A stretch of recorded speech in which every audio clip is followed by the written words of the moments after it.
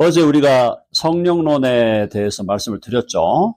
성령의 신성, 그 다음에 인격성까지 했어요. 오늘은 성령의 사역에 대해서 하겠습니다. 성령은 무슨 일을 하는가? 어제 그 인격성에 대해서 이해가 되셨죠? 성령의 인격성. 성령은 무슨 일을 하시는가? 성령의 사역입니다. 성령은 무슨 일을 하시는가? 아시겠죠? 성령의 사역에서 우리가 먼저 다뤄야 될 것은 일반 사역이 있어요. 일반 사역하고 특별 사역. 자, 이게 무슨 말이냐? 일반 사역은 성령님이 일하시는데 예수님을 믿는 사람이나 믿지 않는 사람 모두에게 적용되는 겁니다. 아시겠죠? 일반 사역은 믿는 자나 믿지 않는 자 모두에게 적용되는 사역이에요. 성령은 처음에 창조하시는 영이세요. 창조의 일을 하신다. 한번 해볼까요? 성령은 창조하신다. 창조하시죠? 창조하셨고 지금도 어떤 의미에서는 창조가 지속된다고 말할 수 있는데 그게 이제 이 창조와 함께 창조의 지속은 섭리죠. 섭리. 성령은 섭리하신다. 창조도 하시고 처음에 모든 만물을 지으실 때도 성령이 역사하셨고 그래서 창세기 1장 3절에 성령이 수면 위에 1장 2절에 성령이 수면 위에 운행하셨다. 모든 걸 만드셨을 때 성령께서 계셨고 섭리는 뭡니까? 이건 유지하는 거죠. 만물을 유지하고 보존하고 통치하는 겁니다. 만물을 유지, 보존, 통치. 성령이 지금도 그 일을 하고 계시다 이 말이에요. 지금도 우주 만물을 붙들고 계시고 우주 만물이 운행하게 하시고 지금도 우리 모르는 사이에 우주 저 멀리 가면은 별들이 생겼다가 별들이 또 사라지고 이해되시죠? 별들이 처음 창조된 대로 그대로 있는 게 아니에요. 저게 반짝이 막 한동안 반짝이다가 또 별이 사라져요.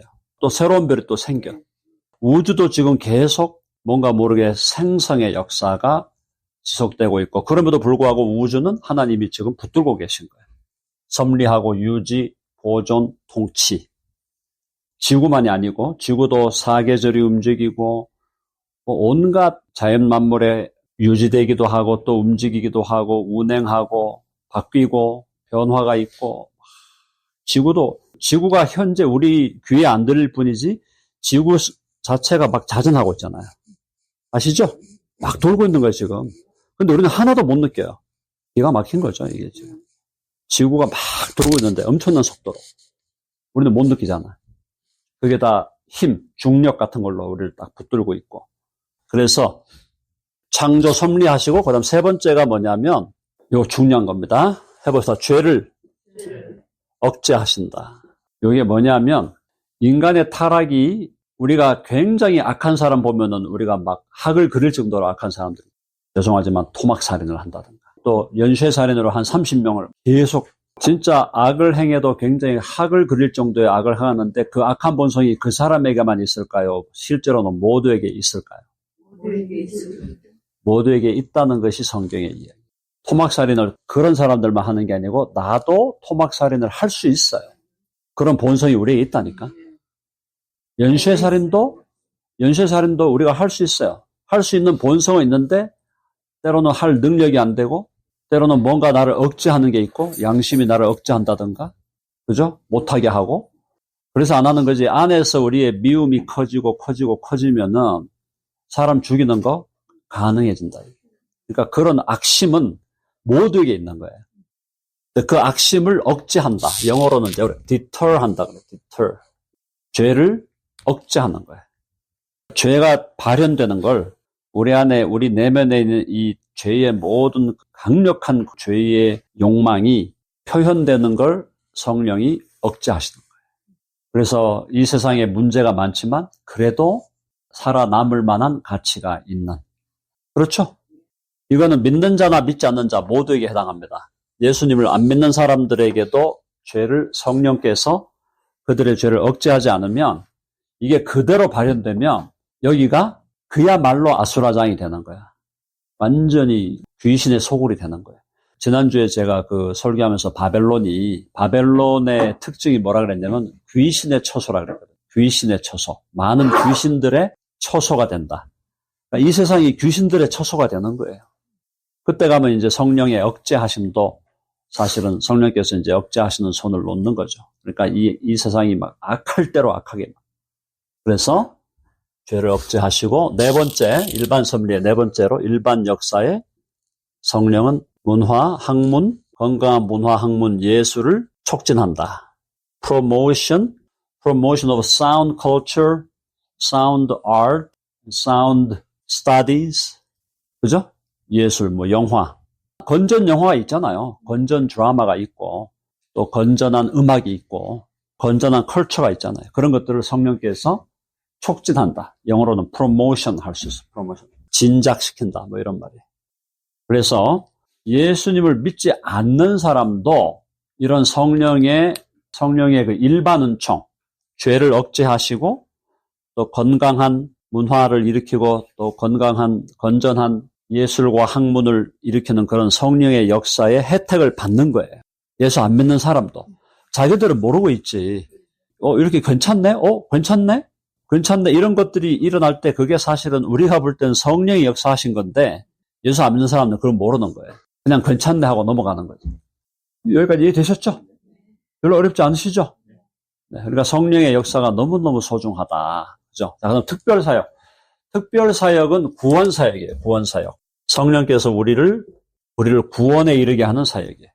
구원사역. 특별사역은 구원사역인데, 그럼 구원사역에 성령이 늘 하시는 사역, 구원사역을 위해서 성령이 처음에 하셨던 게 가장 중요한 사역이 성경의 영감이죠. 성경의 감동. 성령께서 하시는 특별한 사역 중에 가장 중요한 것이 성경이 기록되게 한 겁니다. 성경을 기자들을 감동하시고 영감을 주셔서 그들이 성경을 기록하게 하신 것이 성령님의 특별한 사역이에요. 구원사역. 그러니까 성경이 없으면 우리가 구원을 못 받잖아요. 성경이 구원의 책이잖아요. 한번 해봅시다. 성경은 구원의 책이다. 구원을 주시기 위해서 성경을 주신 거예요. 그렇죠? 자, 두 번째로 우리 성경에 감동을 하시고 나중에 이제 성령의 역사는 죄인을 불러 회개하게 하십니다.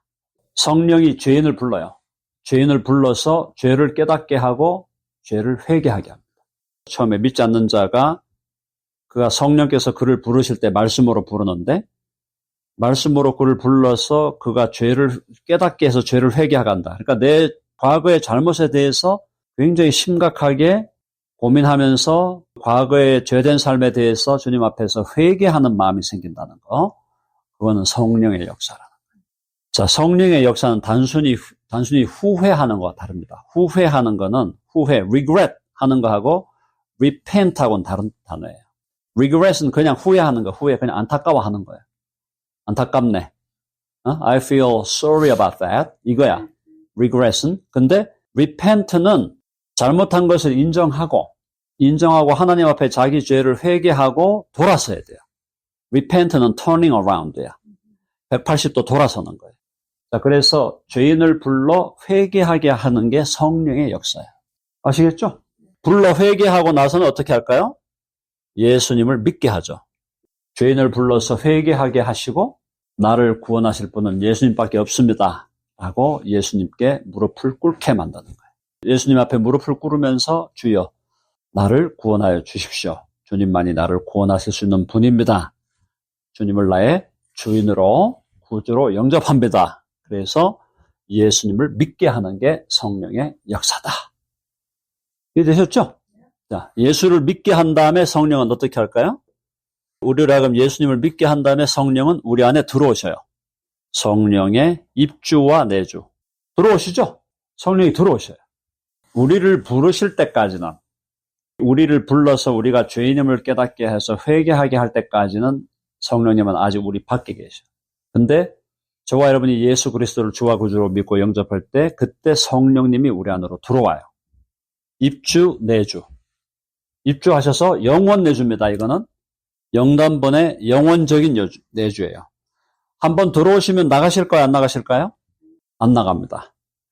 들어오셔서 성령이 우리 안에 들어와 계실 때도 불구하고 우리가 범죄하거나 고의로 하나님을 등지고 살 때가 있어요. 그때 성령은 근심하시죠. 마음 아파하시죠. 그래도 우리를 떠나지 않는다. 결코 떠나지 않는다. 그래서 우리 안에 들어오시고 우리 안에 사시면서 절대로 떠나지 않는다. 성령의 입주와 내주가 있고, 그 다음에 성령은 내주와 연결한 것이 뭐냐? 성령은 우리를 성령으로 인치셔요. sealing. 성령으로 인친다는 건 뭐냐면 우리 안에 우리의 심령에 우리의 성령의 도장을 찍는 거야. 스탬프를 딱 찍어버리는 거야. sealing. 딱 찍어서 you are mine. 그죠? 너는 나의 것이다. 너는 나의 소유다. You are mine. 딱 도장을 찍어요. 그 도장이 흐려지겠습니까? 안 흐려지겠습니까? 안 흐려져요. 한번 찍은 도장, 성령의 도장인데 흐려지면 안 되죠. 인치심이에요. 성령이 우리 안에 내주하시고 성령은 우리를 성령으로 인치셨다. 하나님의 소유로, God's possession으로 하나님의 소유를 인치신 거예요. 근데 여기서 성령이 내주하시고 성령이 인치실 때 요거를 특별한 용어로 성경에서 뭐라고 얘기하냐면은 우리의 보증이 되셨다. 기업의 보증. 이 보증, deposit 혹은 guarantee라는 단어를 쓰는데 이 보증이라는 건 뭐냐면은 선수금, first installment야. 보증이에요.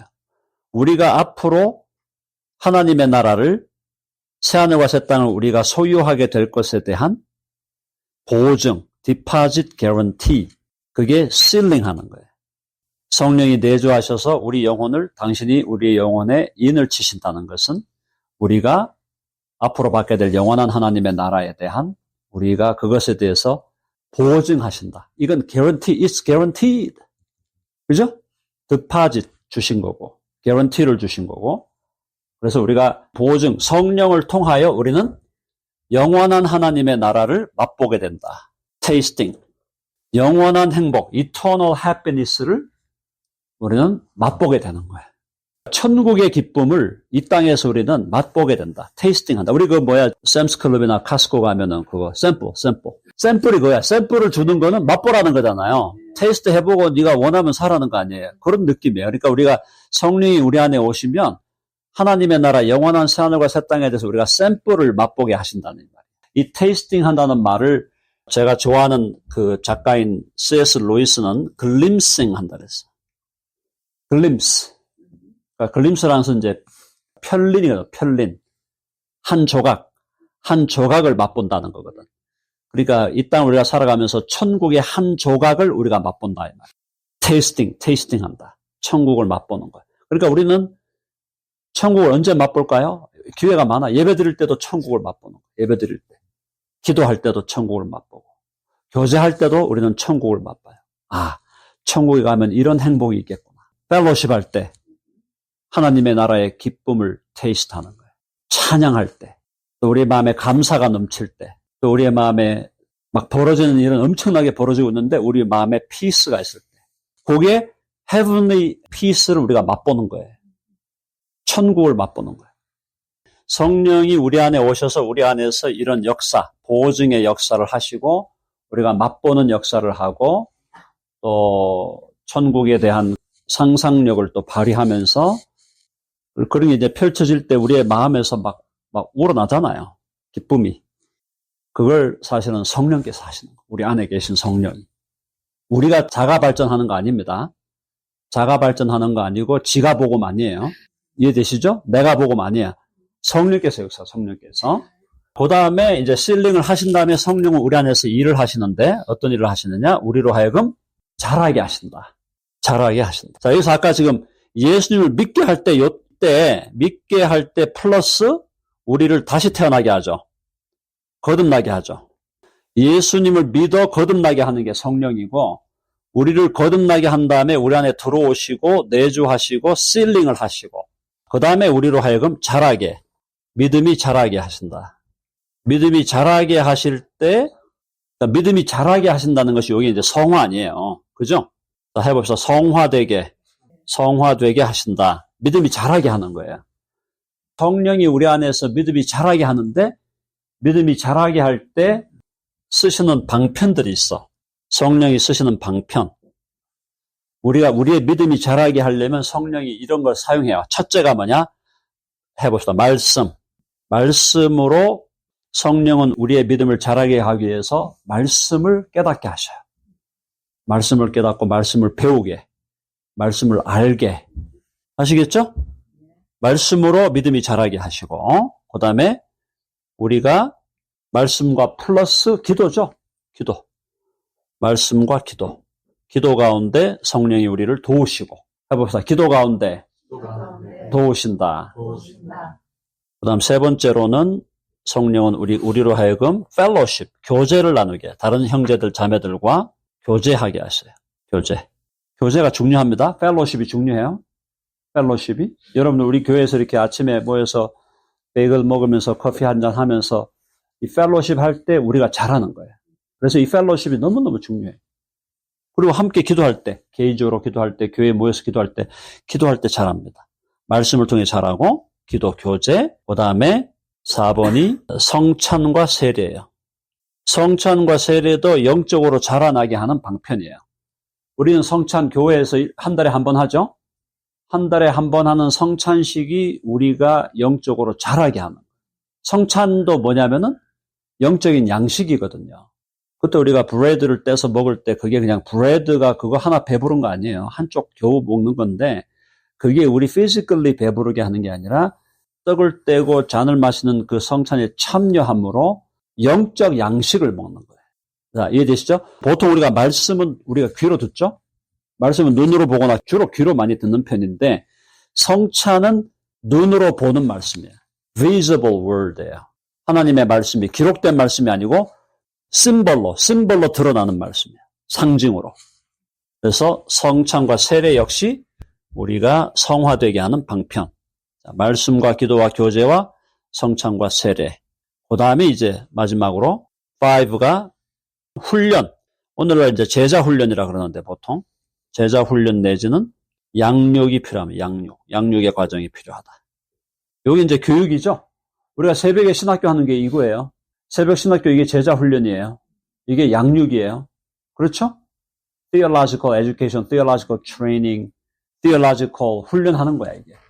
그 다음에 6번. 최종적으로 그럼 뭘로 우리가 영적으로 자라냐. 이 모든 게 다 포함되어 있는 게 예배예요. 공적인 예배. 공적인 예배 시간에는 말씀이 있어. 기도가 있어요. 그 안에 교제가 있어요. 그 안에 성찬과 세례가 있어요. 세례도 우리 성화의 방편이에요. 누가 세례 받을 때 다른 형제와 자매가 세례를 받는 그 세례 현장에 우리가 함께 할 때 우리가 영적으로 자랍니다. 감동적이죠. 세례 받는 자도 영적인 감동이 있고 세례를 받는 것을 사람들이 볼 때 나도 감동이 있어. 성찬과 세례. 제자 훈련, 양육 다 잘하는 거예요. 근데 예배 안에 이게 다 들어와 있어요. 다 들어와 있죠? 예배 안에는 말씀이 있고 기도가 있고 교제가 있고 성찬과 세례가 있고 예배 안에 제자 훈련과 양육까지 다 포함돼. 그러니까 예배가 그런 의미에서 이게 종합 선물 세트예요. 예배가. 그래서 예배를 빠지지 마라. 왜 주일날 모여서 예배 드리는 게 그렇게 중요하냐. 그리고 우리가 새벽에도 매일 새벽 기도하면서도 예배 형식으로 예배를 드리는 게 왜 중요하냐 하면 예배 시간 안에 믿음이 자라게 되는 방편들이 다 들어있는 거예요. 예를 들어서 우리가 새벽 기도는 기도에 포커스하고 새벽 신학교는 말씀과 신학에 포커스하고 그죠? 교제할 때는 또 교제에 포커스하고 그러니까 포커스가 달라지지만 이게 이 모든 것이 종합적으로 한 덩어리로 존재하는 현장이 예배다 이 말이에요. 그래서 그토록 교회는 예배가 중요하다. 공적인 예배가 퍼블릭 월십이 퍼블릭 월십으로 같이 모여서 공동체가 함께 예배할 때 그 예배 안에 이런 다양한 요소들이 다 들어있는 거예요. 이해되셨죠? 그렇게 인도하시는 분이 성령이에요. 넣어야 되는데 안 들어와 있는 게 찬양이 빠져 있죠? 예배는 찬양을 포함하죠? 그죠? 찬양. 찬양은 뭐냐? 찬양도 사실은 큰 틀에서 기도와 같이 가야 돼요. 왜냐하면 찬양은 곡조 있는 기도다. 해봅시다. 곡조 있는 기도다. 멜로디가 있는 기도다. 그냥 기도할 때 그냥 우리가 서술문으로 기도하고 막 외치고 그렇게 기도하는데 그게 아니라 음악적 멜로디를 통해서 우리의 기도를 올려드리는 거. 그게 찬양이다. 그렇죠? 멜로디가 있는 기도. 그걸 우리가 찬양이라고 보통. 그러니까 찬양과 기도. 그래서 시편은 전부, 시편은 두 개. 하나는 찬양, 하나는 기도. 한쪽은 찬양하라 내 영혼아, 내 속에 있는 것들아 다 찬양하라. 막 찬양을 얘기하고, 그 다음에 또 기도. 하나님 아버지 죽여주시고, 막 심판하시고, 막 기도하고. 그죠? 그렇게 돼 있는. 그래서 기도와 찬양은 같이 가는데, 요게 이제 찬양은 곡조 있는 기도, 멜로디가 있는 기도다. 자, 그럼 우리가 교회에서 왜 이렇게 열심히 말씀을 타고, 왜 이렇게 기도 열심히 하고, 찬양하고, 교제하고, 성찬과 세례, 그리고 훈련받고, 양육받고, 이걸 왜 그렇게 열심히 하라고 하느냐? 딴 거 없어요. 잘하게 하는 거예요. 잘하게. 그러면 잘하는 것의 목적지가 어딥니까? 우리가 잘하는 목적지가 어디예요? 목표 지점이 어디예요? 새하늘과 새 땅, 맞고. 새하늘과 새 땅으로 가는데 그 목표지는 우리가 믿음이 자랄 때는 우리는 예수님의 장성한 분량이에요. 해보세요. 예수님의 장성한 분량. 분량이란 말이 수준이야, 수준. 그러니까 예수님의 장성한 수준에 우리가 이르도록 자란다. 그러니까 우리의 목표치는 예수님처럼 자라야 돼. 근데 예수님처럼 자라는 거는 사실은 이 땅에서는 이르기가 불가능해요. 그러니까 우리가 완전에 이르지 못한다는 게 무슨 말인가 하면 예수님의 장성한 분량까지 우리가 이 땅에 살면서 이 끝 지점까지 간다는 거는 거의 불가능. 그래서 나중에 우리가 이 땅을 떠날 때 우리가 여기에 올라가는, 떠날 때 우리가 예수님과 같은 수준으로 레벨로 올라가는 거, 그게 영화라 그래요. 그래서 믿음이 자라는 과정은 성화고, 이 성화의 과정이 끝나서 마지막에 우리가 이 땅을, 주님이 우리를 부르실 때 우리는 우리 영혼이 영화되고, 예수님이 다시 오실 때 우리 몸이 부활하여 영화되는데, 우리 이 땅에서 성화의 과정을 살아가고 있다. 다 아시겠죠? 자, 오늘 여기까지 일단 강의하고요.